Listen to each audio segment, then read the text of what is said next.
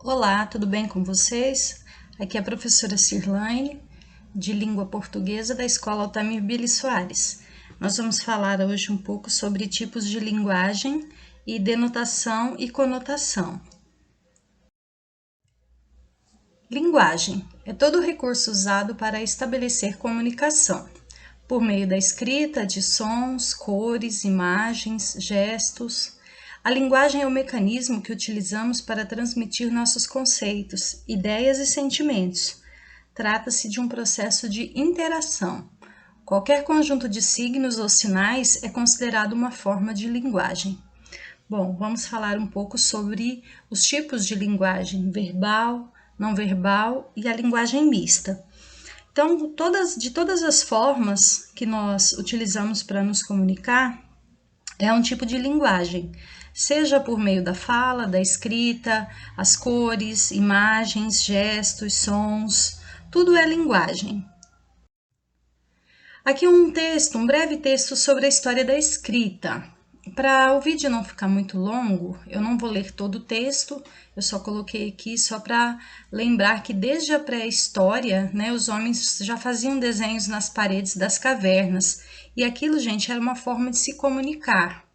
Esses desenhos eram chamados de pinturas rupestres e transmitia a ideia desse povo, representava os desejos, as necessidades deles. Então, desde a pré-história, o homem já encontrou uma forma de se comunicar. Nós podemos perceber que esse foi o início da comunicação entre os seres humanos. A linguagem verbal. O que vem a ser linguagem verbal? É quando nós usamos palavras escritas ou representadas oralmente. Então, tudo aquilo que falamos e escrevemos é a linguagem verbal. Por exemplo, esta aula. Eu estou utilizando a linguagem verbal para me comunicar com vocês, para me fazer compreender. Eu estou falando com vocês e eu tenho aqui também um texto escrito. Isso é um exemplo de linguagem verbal.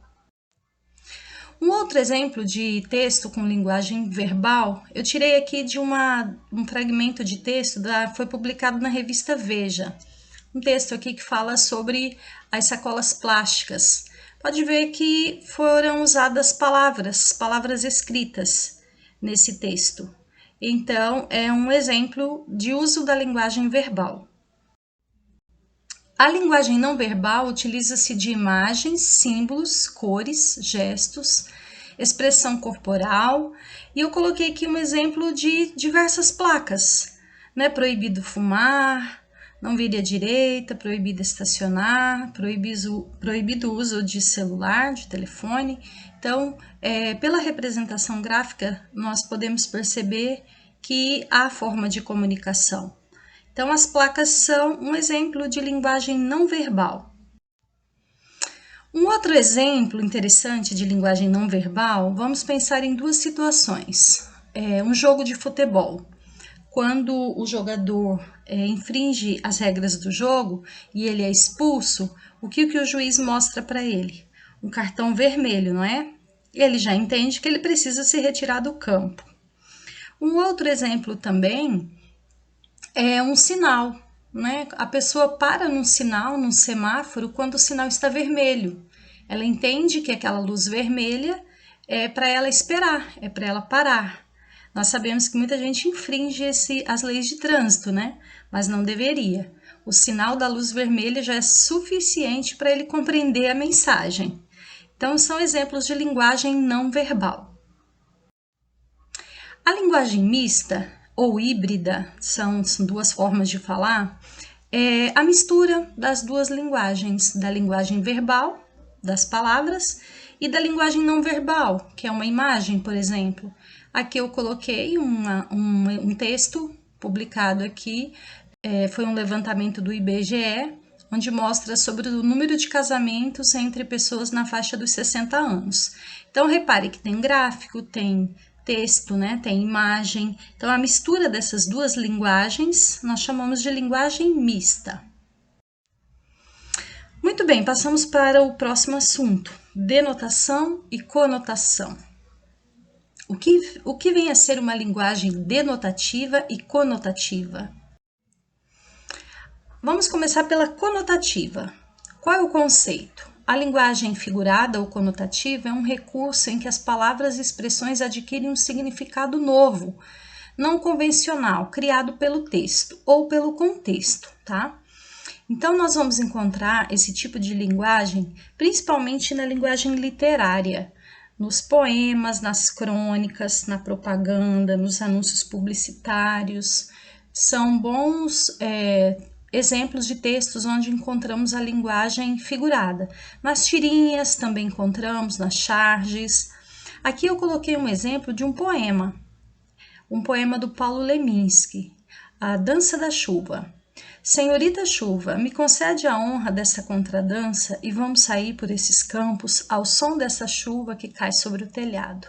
Repare que ele se dirige à chuva como se fosse uma pessoa, como se ele estivesse tirando alguém para dançar. E nós sabemos que não é possível, né? É personificar a chuva. Então, é um tipo de linguagem figurada, conotativa. Ela ganhou um sentido novo. Então, repare na linguagem desse poema. Um outro poema aqui do Elis José, A Orquídea. A orquídea é diferente, é superior, não é gente nem é flor, jeito de artista de muita linha, ela é rainha, é manequim, cheia de fama, formosa dama, se esconde e ninguém vê, não é flor de todo dia, mas irradia um não sei que. Bom, nesses textos, ou seja, no primeiro e no segundo poema, as palavras foram empregadas no sentido figurado, simbólico. No primeiro texto, quando ele diz Senhorita chuva, me conceda a honra dessa dança, o recurso criativo da linguagem produz o efeito de personificar, atribuir à chuva características próprias do ser humano. Então, nós temos aqui um exemplo de linguagem conotativa, também chamada de linguagem figurada. Aqui eu coloquei mais outros dois textos sobre o computador. Vou fazer um breve resumo. Não vou ler o texto todo, tá? O primeiro aqui fala sobre o texto 1, fala sobre o computador, para que ele serve? Para processar dados, diz que eles são eletrônicos, digitais, mas também tem os analógicos, fala as tarefas que um computador desempenha. Repare a diferença do texto 1 para o texto 2. No texto 2, nós temos aqui o mesmo título, computador, mas a linguagem já ganha um sentido novo. Reparem, o computador é meu amigo, um amigo pouco confiável. Às vezes dá pau, às vezes tem vírus, às vezes sai do ar.